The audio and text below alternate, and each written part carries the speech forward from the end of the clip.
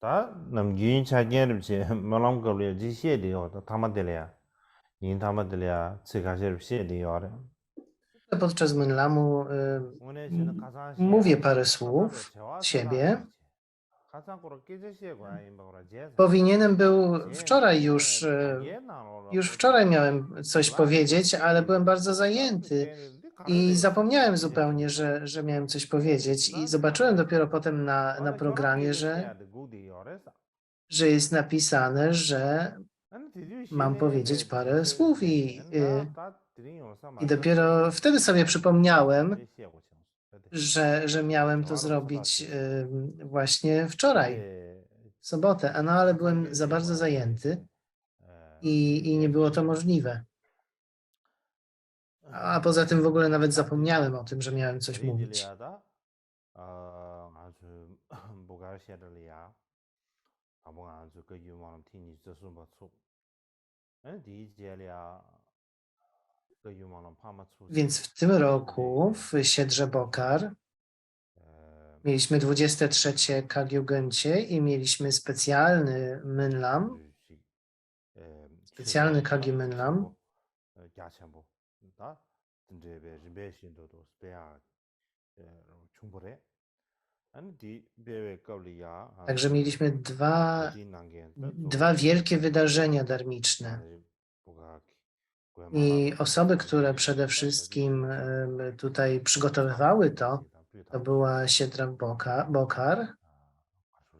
Te przygotowania były naprawdę wspaniałe. Wszystko zostało zrobione bardzo dobrze. Tak to widzę. Widzę stąd, że wszystko było naprawdę dobrze przygotowane. Byłem w łączności z wieloma osobami.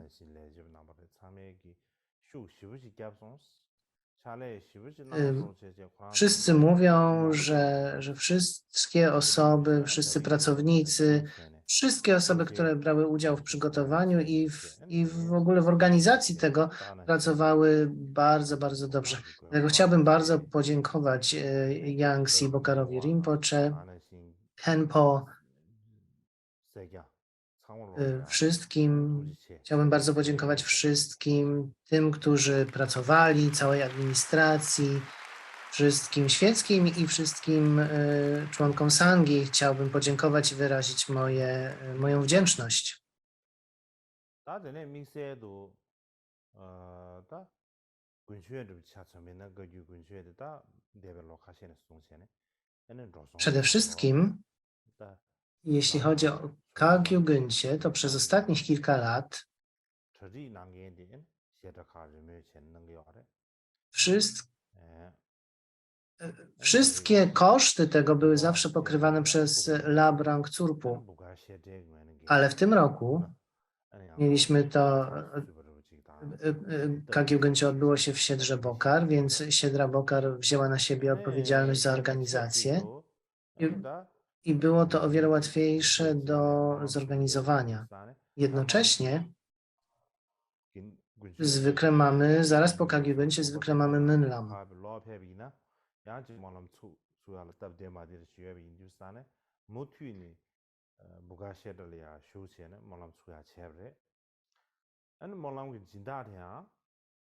I gdyby wszystkie te sangi, które brały udział w Kagiugencie po zakończeniu Gęcie wróciły do swoich klasztorów, no to nie byłoby to takie proste, żeby ten Mynlam zorganizować.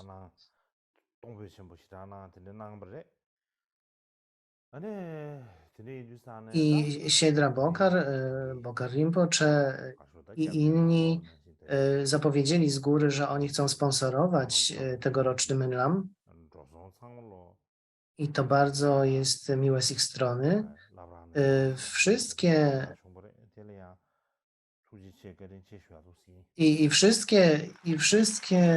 koszty, wszystko zostało pokryte właśnie przez Labrang klasztoru Bokar. Także chciałbym bardzo im za to podziękować.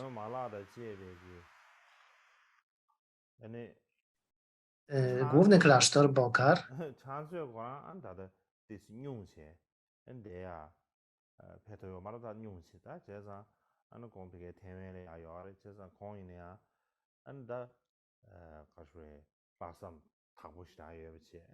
rinpoche namanyiliya ngone shebshu rupthungen chadi yore chesang kongin ya gusu gyone nyudu ji ya suya da ane nele chaya oda dinjegi tome gyama shungwa ane gindu dyuba gyasa tamze gi naro na sto shuya yin da dine ane misye da dirinde cha shambina ane dramal hangi yegi dosu choga lebre W szczególności dzisiaj mieliśmy praktykę Tary Pięciu Bóstw, jak wszyscy wiecie. Poprzedni Bokar Rinpoche, kiedykolwiek się spotkaliśmy, zawsze miał ze sobą posążek Tary, zawsze gdziekolwiek się udał, miał ze sobą posąg Tary. Ona była jego specjalnym bóstwem. Kiedy go spotykałem, zawsze, wszędzie, w każdym miejscu, gdzie był, w każdym pomieszczeniu tak mi się zdawało, był posąg Tary. I były bóstwa, nie wydaje mi się, że były tam gniewne bóstwa,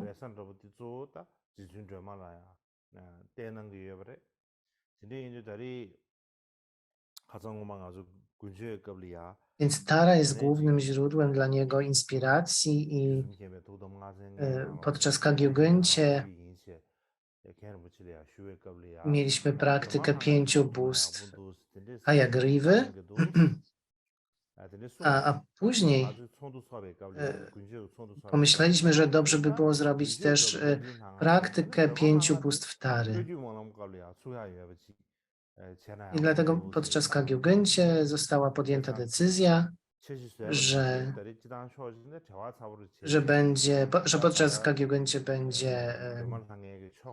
podczas Kagyugencie będzie Hayagriva, a podczas Mynlamu będzie praktyka 5 bóstw Tary.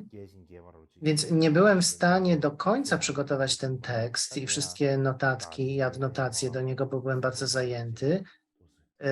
Tej długiej i takiej skomplikowanej praktyki Tary, ale myślę, że dobrze, że zrobiliśmy tę praktykę, żeby nawiązać dobre połączenie, związek z nią, z tą praktyką. Jest to bardzo pozytywne. Oby wszyscy mistrzowie wszystkich szkół, oby ich aktywność rozkwitała, oby w sandze panowała harmonia,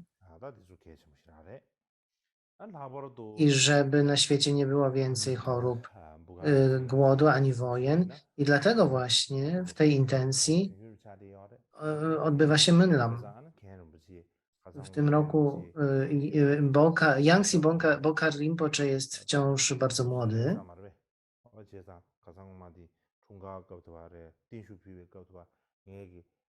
Natomiast Khenpo Lodrodoni Rinpoche ma już 80 lat.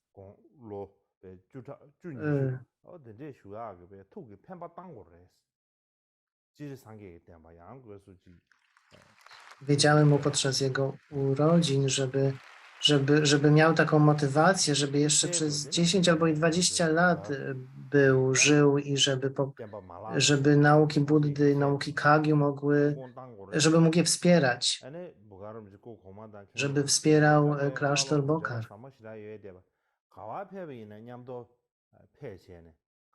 Poprzedni Bokar Rinpoche, Khenpo Rinpoche mieli bardzo bliski związek. To jest bardzo dobry przykład dla wszystkich.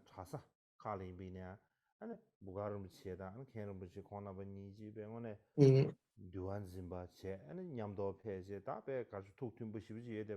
jego świętobliwość Dalaj Lama ich bardzo chwalił.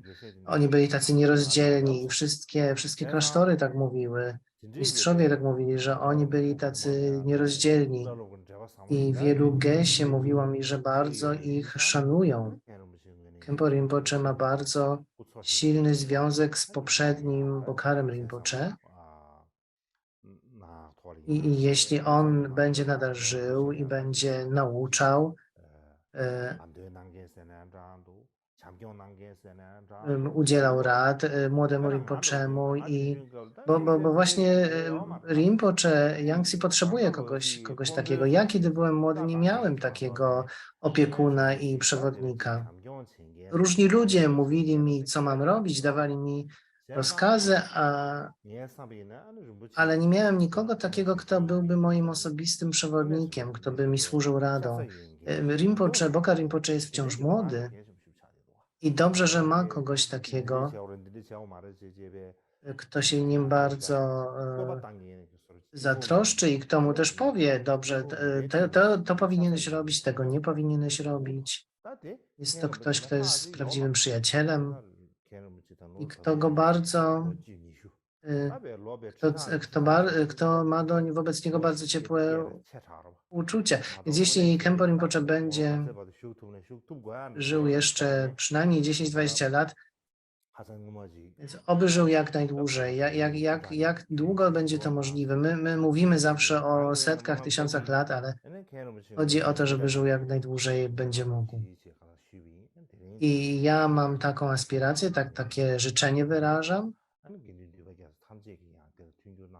I proszę również Khenpo Rinpoche, żeby miał taką motywację i proszę wszystkich w Sandze, żeby również się o to modlili.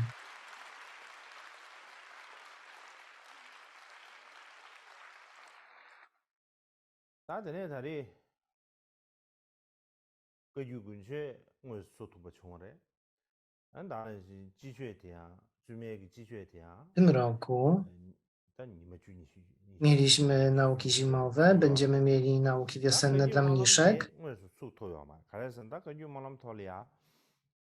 Natomiast nie mieliśmy faktycznego Menlamu, także mieliśmy nauki zimowe, będziemy mieli nauki wiosenne, ale nie mieliśmy faktycznego Menlamu. Dlaczego? Dlatego, że bardzo wielu ludzi na Menlam przyjeżdża z wielu krajów i w tym roku pomyślałem, że wyraziłem opinię, że powinniśmy jeszcze powinniśmy odroczyć i powinniśmy jeszcze o rok to przesunąć i myślę, że w przyszłym roku z całą pewnością spotkamy się, będziemy mogli to zorganizować w Bodgai.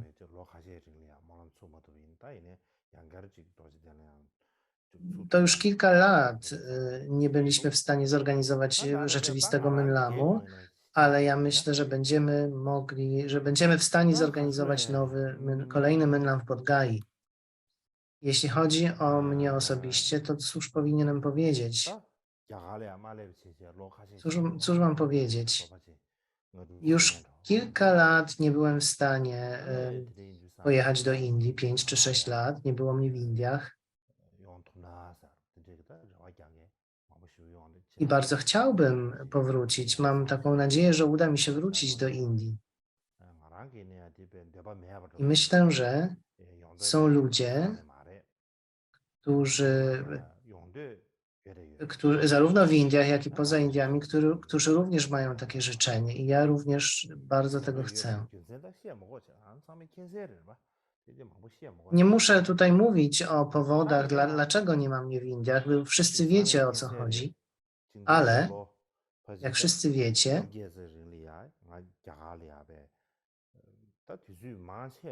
ostatnich 18 lat, przez większość tych 18 lat w Indiach, większość czasu spędziłem, nie miałem wielu szans, żeby wyjeżdżać z Indii, podróżować. Większość czasu spędziłem w Indiach. I w tym czasie było wiele sytuacji, wiele problemów, wiele przeszkód się pojawiło i to doświadczenie i ślady tego doświadczenia nadal tam są.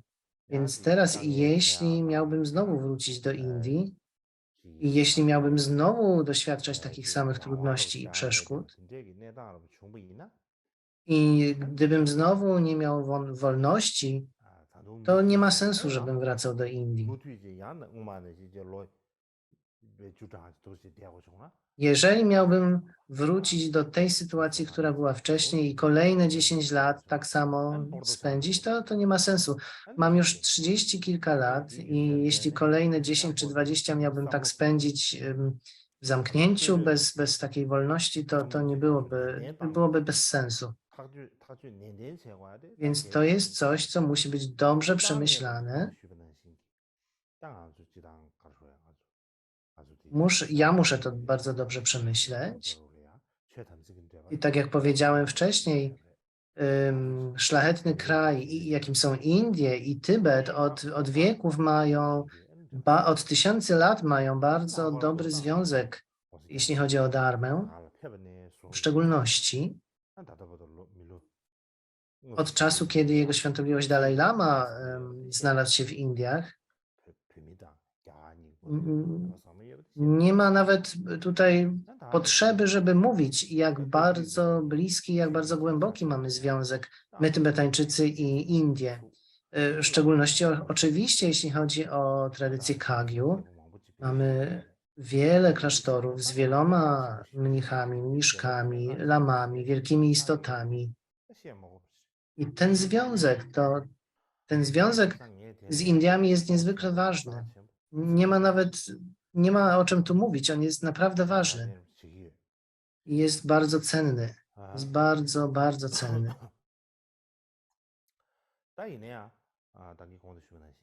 Ale, jak wcześniej już wspomniałem,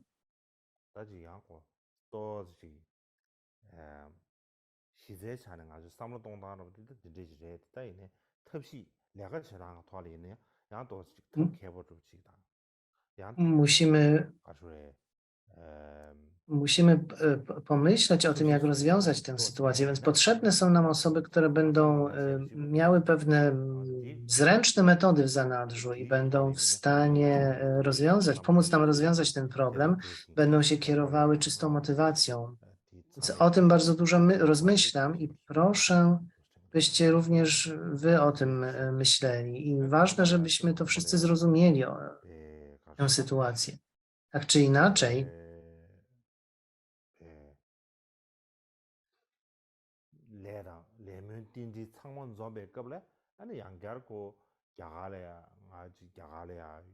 kiedy nasza karma i aspiracje zejdą się i będę mógł wrócić do Indii, to bardzo, bardzo, bardzo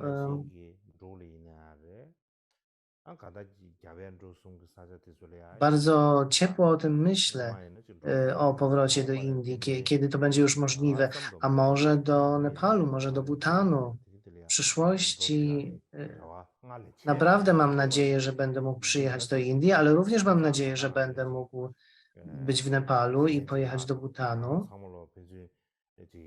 Więc chciałbym osobiście tam być i chciałbym osobiście brać udział w naszym zgromadzeniu w jednym miejscu i mam naprawdę ogromną nadzieję, że będziemy mieli to szczęście i że tak będzie. Więc nie martwmy się za bardzo na przyszłość, raczej starajmy się rozluźnić nasz umysł i nie martwić się. Nie mam tak naprawdę wiele więcej do powiedzenia dzisiaj. Naprawdę nie mam już nic do powiedzenia, więc tak jak powiedziałem wcześniej, staramy się wypracować tę sytuację, rozmawiamy z rządem Indii, prowadzimy dyskusje i staramy się związać tę sytuację.